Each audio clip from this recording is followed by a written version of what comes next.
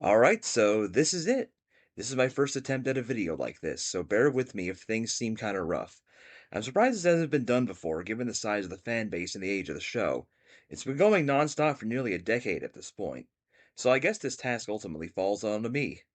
Furthermore, given how often this show is compared to The Simpsons, I felt that something akin to the style of The Real Gems soothed this show very nicely, so I hope I can achieve a similarly relaxed atmosphere. As a fan who loves the show and has seen every episode, I haven't been too happy with the state of the show's reputation online, and on YouTube especially, the publicity is not too good. Like, not at all. Most popular videos on the show, especially in the modern day, tend to paint it in a negative light, a far cry from the positive reception it received when it started. And some of the content on the official YouTube channel hasn't helped. If you know, you know. Part of my motivation for starting up this series, aside from providing some high quality content about the show, is to bring some much needed positivity for it. And not just that, but to portray the show as it actually is the good, the bad, the ugly, and the beautiful. So kick back and relax with some snacks, and thank you for joining me as we start on our journey. I'm sure most viewers are familiar with the premise and basic elements of the show, so I'm not going to dwell on that for long. Some people see this as a golden age season, some think it's just okay. But one could describe it best as a roller coaster of a season, loaded with both beloved and loathed episodes. A season that really captures that new show magic. This is the season that brought a lot of people on board. But what does one mean when one says that something feels like a season 1 episode? What defines this era of the show and that initial Savino influence? Best place to start, as any, would be the typical formula of a Season 1 episode, one that really highlights that initial chaotic premise. It's in the show's theme song, after all. Being the main protagonist of the series, every episode in Season 1 focuses squarely on Lincoln, with only a couple of exceptions. He's the point of view character through and through. Episodes typically start with Lincoln in his room or some other part of the house, doing a quick activity that sets up the premise or reacting to a sudden situation. He has a penchant for breaking the fourth wall, quickly talking to the viewer to provide some context as to what's going on, typically how certain things work in a big family, from vacations to TV time to even simple chores. Sometimes, it's even for an external premise, typically something at school. But it's always Lincoln either wanting something or dealing with some kind of situation involving his siblings. Being the quick thinker he is, he'll typically put some kind of plan into action in order to survive the situation or get an advantage. And even if those plans don't work, he always tries to find a way to fix things. If he's having a selfish moment, he'll realize the mistake he made and go to great lengths to rectify it, often making a self-sacrifice in the process, even for situations he didn't cause. But often he'll bookend the episode by giving a similar talk to the episode's start, but in a way where he's come to terms with what has happened or how he's managed to fix things. A little reflection for the audience on what they have learned together. Granted, it's not all sunshine and roses. Some episodes have their sour endings, often an attempt at comedy gone wrong, but typically episodes end on a positive or funny notes. This season was also the start of the rather predictable apology endings that later episodes would be criticized for, but they aren't nearly as common or would be bookended by some kind of gag. Generally, the show tries to give an Aesop in each episode, usually well integrated, but sometimes rather forced when they aren't needed or when the plot or premise didn't require it. The let people be themselves Aesops of Picture Perfect and Toads and Tiaras are prime examples of the latter. But in those cases, and some others, Season 1 has a bad habit of breaking its Aesops. Being the protagonist, the show wants Lincoln to be the lesson learner, but the show tends to create situations and circumstances that interfere with the lesson being taught, and oftentimes making Lincoln look like the sympathetic one even when he does something wrong. In Sound of Silence, the Aesop is to not be rude and ignore your siblings, but given how often Lincoln takes time out of his day to help them, he's treated as in the wrong for simply wanting some alone time to read his comic books. Another good example is Link or Swim. It tries to present Lincoln as being selfish and overly strict with his Paradise for One inflatable pool. However, the episode starts with Lincoln simply wanting to enjoy some pool time, but is unable to due to the sisters' antics getting them kicked out of every public pool in the area. Lincoln suffers to get his pool set up, and not only do his sisters hog it, but he's even kicked out of his own pool, which he paid for by the way, by Bobby. All of this together ends up making for his frustration and anger understandable, though at least this one ended on a more positive note. Overall, the stories the writers go for tend to be more mundane, relatable, down to earth, things a lot of kids are likely to deal with, even if most don't have big families. They remain largely confined to the house and are fast-paced 11-minute escapades. They would occasionally head to other locations that would become more prominent later on, such as Royal Woods Elementary or Flip's Food and Fuel, but otherwise, the house is the center of the show.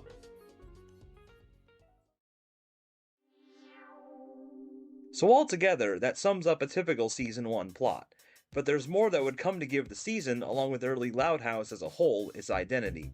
Granted, as Chris Savino said himself, many different writers work on many different episodes simultaneously, so some inconsistencies are expected. But even as the show is figuring itself out, there are elements that tie the season together. Not only are the show's plots grounded, but at this point the world was as well. No magic, nothing over the top yet. You would occasionally have stretches of reality, but they'd be limited to rare, quick gags and imagination or dream sequences. Like The Simpsons early on, it knew when to snap reality back into place. Alongside the recurring locations that we get introduced this season, we'd also get a lot of one-off locations whenever a plot took Lincoln outside the house. Many of these give off that weird Season 1 early installment weirdness. Places like Lynn Sr.'s IT office, Dr. Feinstein's office, the DMV, Grand Venture National Park, even something as simple as a grocery store, given that Flips had become the show's sort of quickie mart if a character needed food later on. And this season is just as fond of its one-off characters as we'll cover later. Going back to the house itself, it's an on-and-off mess. The place can either be squeaky clean like in later seasons or an absolute pigsty to the point where the house is depicted as practically falling apart. It's part of the premise, but things like food splatters and tire tracks on the wall are practically just a Season 1 affair. The show also loved to break the fourth wall. Earlier we discussed Lincoln's viewer interactions, but we also have instances like Lucy being medium aware and summoning the ending card in Raw Deal. Season 1 would also introduce some staples of the Savino era as a whole. Chris Savino is a huge fan of newspaper comics, so the show itself is styled like the Sunday Funnies. The backgrounds have a grainy newspaper look with solid colors and inky shading, and the fast-paced cut of some of the gags feel like a panel-for-panel structure. And just as much as it loves to take inspiration from comic strips, it loves to reference them as well. Especially Peanuts. Early Loud House loves Peanuts. Charlie Brown serves as part of the inspiration for Lincoln himself. They even pull the football gag in The Loudest Yard, and went the extra mile no less, playing a Vince Guaraldi-esque piano version of the theme song as Lincoln runs up to the ball, and even use a similar running sound effect. The Loud Pets are also named after famous cartoonists Charles Schulz, Walt Kelly, Cliff Starrett, and George Geo Harriman. As someone who grew up reading a lot of comic strips, especially Peanuts, I applaud this. Another staple, perhaps a more controversial one, is the Savino era's love of parental bonuses and demographic inappropriate humor, at least to an extent. Implied swearing, some bait-and-switch dirty jokes, and overall ballsier humor had a presence during these seasons. Some viewers find this uncomfortable, though this show isn't the only one to do things like this. Plenty of shows are beloved for their past-the-radar humor, but the show would eventually outgrow this either way.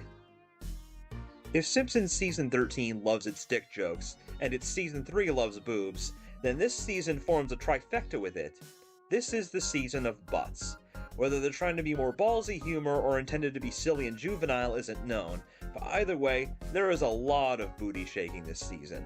All of it played for laughs, of course. Now, to round out our characters, and this being the first season, there's a lot to talk about. Starting things off, we have Lincoln, our man with the plan. He's a pretty normal kid who is often shown as the voice of reason in the Loud House, an intelligent kid often trying to hold things together. He's both a leader and a strategist, hence his nickname, and is also a sort of jack of all trades. He's often the one moving the plot forward, and even if things don't go as planned, he knows how to adapt and turn things to his advantage, or help others. His resourcefulness frequently comes in handy, and while he can be selfish sometimes and get overconfident, and who isn't, he's always willing to make things right, and will even take the fall to protect others. Compared to his siblings, his interests are a little more typical and less archetypal. He loves comics, including his favorite superhero, Ace Savvy, along with movies, ghost hunting, and all sorts of other typically nerdy things. How his peers view him this season is interesting. Like a lot of cartoon protagonists, including his inspiration, Charlie Brown, he's generally not treated too kindly by his peers, especially so in this season. He's put in some embarrassing situations that even his own siblings are willing to mock him for. It all makes him seem like one of the school's losers. But despite this, he has his circle of friends, and adults seem quite fond of him as well. He's learned to develop a thick skin and thus shows a lot of maturity as a result. He also mentioned that he's not really the performing type in funny business. Boy, do things change. Now, when it comes to Season 1, the general case for the sisters is interesting. Early on, they were often used as a unified antagonistic force for Lincoln to overcome, oftentimes taking on a meaner streak regardless of base personality. They were also more antagonistic toward each other, and somewhat more prone to violence. You see a lot of sibling fight clouds this season, and a lot of petty sibling disagreements. They have their selfish moments as well, just like Lincoln does. Don't think that they're being altruistic and kind here. In context, they're bribing him for their own benefit. They even have their moments of blatant hypocrisy toward Lincoln. Lana mocks Lincoln for eating peanut butter and sauerkraut sandwiches when she regularly eats trash and expired food, and even sewer sludge at one point. Luann mocks Lincoln's A Savvy costume alongside her sisters, citing it as looking ridiculous, when she herself is a proud clown who dresses up in gaudy outfits for her party performances. Even Lisa, who cites Lincoln's comics and his underwear habit as gross and unsanitary, when she proudly and obsessively studies, well, crap. Lincoln even calls her out on this. Thankfully, though, they start to mellow out as the season progresses, having bonding moments with Lincoln and working together much more often. We get to know some of them much better and it really humanizes them. It's also notable that because the sisters are mostly out of focus, this shaped how the show handled their designs and personalities. While Lincoln is the title character and can take things slow and relaxed, each sister has limited screen time at this point, and thus is given an archetype to allow for an easy and direct viewer impact whenever they appear. As a result, it leads to the sisters sort of doing their bit, or expected gimmick in group situations. This leads to a lot of antics, even in public places, which often makes Lincoln look much more mature, even more so than the older sisters. Starting with our oldest, Lori Loud started out as the typical mean older sister. She's perpetually tied to her phone and has an aggressive temper, barking out threats and earning even the fear of the other older siblings. She's manipulative and stern, but sees it as necessary to keep the house under control, even if she doesn't always do her job. She's even willing to sabotage her sister's driving lessons in order to assure that everyone is still dependent on her for rides, in exchange for favors too. But she's by far changed the most this season out of any sibling. She has a big heart and becomes a much kinder person by the season's end. She even receives an episode told from mostly her perspective, which shows a much more emotional side to her. Lenny's the resident fashion expert and airhead of the family. She's rather incompetent at most things and tends to take things very literally, but she also has a kind heart just like her brother, and is always willing to help others. She has moments of brilliance, but hasn't yet gained her confidence, and is mostly played for comedy. She can pick locks though, which is super cool. Luna's the resident rock star, and one of the most fleshed out right out of the gate. Her Teaboo tendencies are in full swing, and she peppered her speech with musical references and titles. Another staple of the Savino era. She gets the most focus this season outside of Lincoln himself, having both a bonding episode with him where we learn about the experience that made her a rock star, and an episode told from her perspective, where she guides her family's county fair band act, and even meets her idol Mick Swagger. She doesn't have her band yet, but she's already the Luna we all know and love. Luann's the resident jokester, and probably the sister hit the hardest by the doing their bit mentality. She does have a couple of important episodes, one being a bonding episode with Lincoln about her special entertainment business, and another being the first in a series of controversial April Fool's Day episodes. But outside of those moments of focus, pretty much all of her lines are simply her making a pun to the chagrin of her siblings. She has a heart, but right now it's mostly just punchlines. Lynn Jr., oddly enough, is much more pleasant and fun this season. She's very happy and sporty, and loves training Lincoln to be stronger, with mixed results, from football to parkour. She hasn't yet developed the mean streak that she'd become infamous for in the very next season.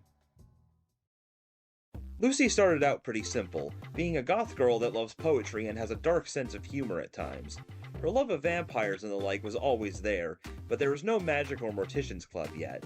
She does attempt to, and fail to, summon a spirit, and she does have a fortune-telling deck of cards, but both instances are non-magical in nature. She was willing to get in on the kid antics a little more. Even Lisa couldn't resist this food fight.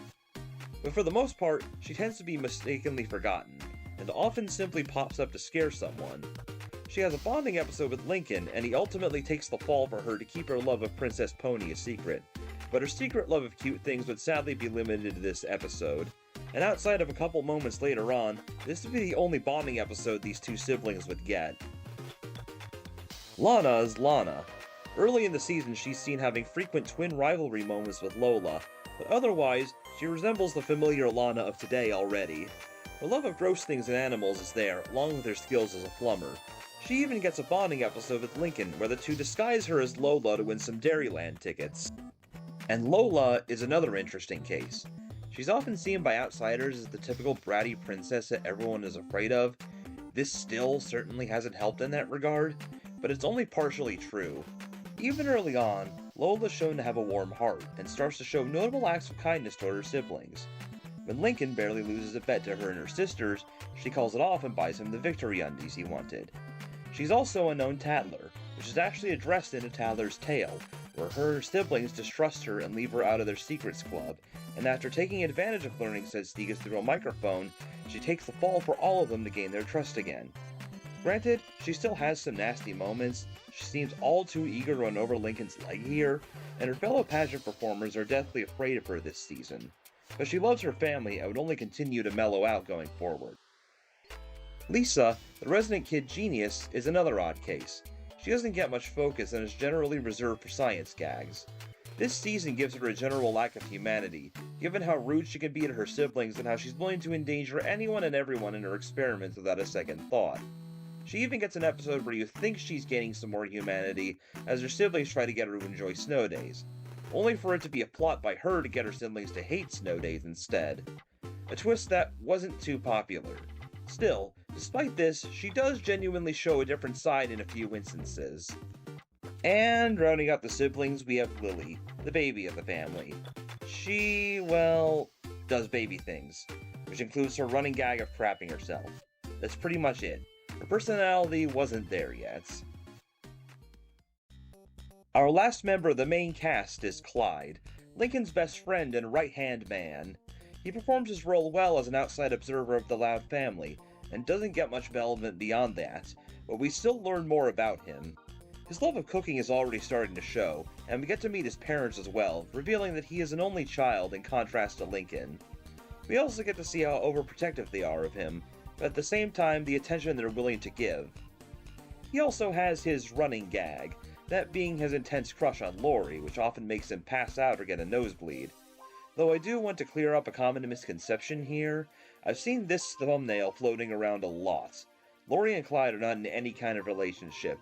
It's mostly one-sided outside of a couple of gags, and the moment in the thumbnail takes place in Clyde's imagination. Here's how that moment actually went. Lynn Sr. and Rita Loud, Lincoln's parents, wouldn't become main characters yet. During this season, their faces are, unlike other adults on the show, always obscured like you'd see in a lot of kids' cartoons back in the day. Generally, they were used only if a parental figure was needed, but the presence on the show only continued to grow as the season progressed. They were generally stricter and much more willing to put their feet down. Lynn Sr. works as a computer technician and Rita as a dental assistant, though we'd still see the earliest hints at their dream occupations they received down the line. Rita's getting a focused episode even. Interestingly, despite being faceless, we do catch glimpses of their heads on many occasions, so their designs were planned out already, even if they weren't being used yet. Alongside our main cast, we'd get introduced to much of our supporting cast this season, some falling by the wayside while others would grow to become major characters. This feels odd to say, but the Loud pets are featured much more often, either as simple background elements to give the house more life, or even as little plot points to help move things along. They reacted to things intelligently, but were generally much more animalistic. They had yet to receive the anthropomorphic traits that most animals on the show would get later on.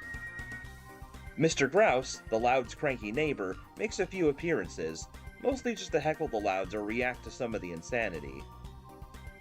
Flip's the stingy owner of Flip's Food and Fuel, a convenience store and gas station where the cast often goes for snacks and stuff. He's typically seen selling his famous Flippies, and is already shown to be a stingy schemer, but is mostly just used for cameos and one-liners at this point in the show. He didn't even have his red shirt yet. We get the first appearance of an extended member of the Loud family, Rita's father Albert, more affectionately known as Pop Pop by the Loud children. He doesn't quite have his personality yet, and he is even shown to have bad eyesight without his glasses, though neither of these would last. We also get introduced to the members of Lincoln's friend group, though mostly relegated to the occasional school episode. Zach and Liam both make their first appearance in Overnight Success, with their personalities intact. Rusty, however, is an interesting case. He first appears in Hand Me Downer as the member of a biker gang Lincoln befriends, but they ultimately shun him when he loses the bike Lynn eventually passed down to him. However, episodes like Lincoln Loud Girl Guru and Dance Dance Resolution would show him as a core part of Lincoln's friend group, and he generally regards him fondly. But then, in The Price of Admission, he's back with his biker buddies again, and Lincoln talks about him as someone more distant, even downright insulting him. It seems that the writers weren't quite sure what to do with him yet. Either way, these guys would become major characters in later seasons, but for now, most Friend episodes stick with just Lincoln and Clyde. Outside of Lincoln's sphere, the only sibling friend that would be introduced this season is Haiku, another goth girl and aspiring poet that's one of Lucy's friends. She served as one of the arranged dates in Dance Dance Resolution, and is the only one of that group to become recurring. Interestingly, the dance was for 5th graders, but when she reappears in Out of the Picture, she's aged down to being a 3rd grader like Lucy. She has a dance with Clyde, but that's about as far as the interactions go. Bringing things to Royal Woods Elementary, we get our first glimpse of Agnes Johnson, Lincoln's homeroom teacher and the go-to teacher character in most school scenarios. She's implied to be lonely both in general and romantically, given that she holds a raffle where the prize is having lunch with her in the teacher's lounge.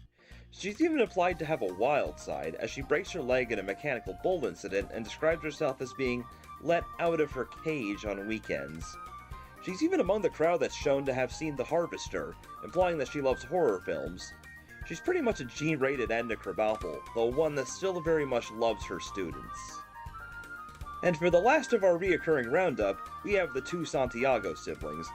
I'm sure a lot of you know Ronnie Ann from her spin-off, The Casa Grandes, but this was the only full season where she lived in Royal Woods with the rest of the characters. Her presence on the show in general is rather limited, only playing an off-screen role in Heavy Metal and 2 major appearances in Season 1 thereafter.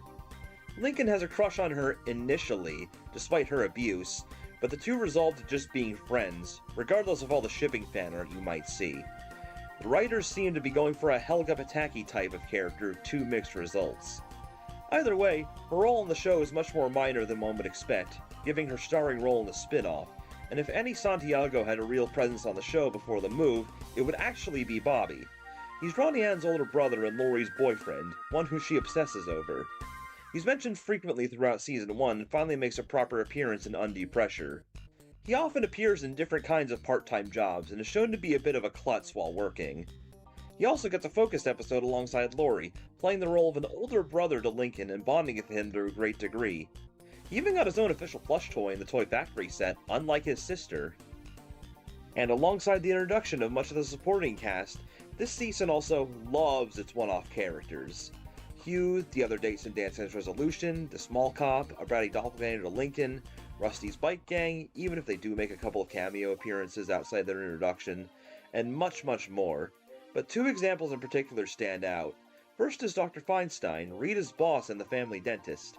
He gets a major role in the novel Idea and is frequently mentioned throughout the Savino era, but outside of a cameo in Season 2, this is his only appearance. Had Rita stuck with dentistry, he could have easily become a major supporting character, but looked like we don't live in the Feinstein timeline. The other example, a much more well-known one, would be Maggie, an emo girl from the episode Funny Business and probably the most popular one-off character on the show. She gets a lot of fan art, and I mean a lot. I even had a few newcomers ask me if she was a major character. We see a few of Maggie's friends used as extras in Frenzy a couple of seasons later, but Maggie herself has yet to return to the show in any form. Well, that was a bit of a marathon, and I apologize for being so long-winded there, but with so much setup this season it was definitely necessary, especially for newcomers. But before we wrap up, I wanted to touch on one more quick thing. One of the core themes of the show that really balances things out. And it is exemplified best in the episode Homespun. The premise is that a huge storm is due to hit Royal Woods, and that the state of the house is not the best. The Loud siblings gather in the basement and tell little stories about their positive memories of the house and how much they love it. No petty conflicts, no negativity, no fighting, just pure sibling bonding and sticking together. And ultimately, that's the heart and soul of the show. We all love the wacky antics, but despite all the trouble they give each other, they love each other very much, and that is always important to keep in mind. And with the house surviving the ordeal, I can't think of a better way to end off Season 1. And there you have it, the Loud House at its most basal, purest form, still setting things up and finding its footing. Much of it is familiar, but a lot of it feels weird looking back. So I hope I made a good first attempt at a retrospective and did the season justice. Let me know how I did, what you liked and what could be improved, and do you want to see me tackle Season 2? Anyway, I hope to see you in the next video, and good night, Royal Woods.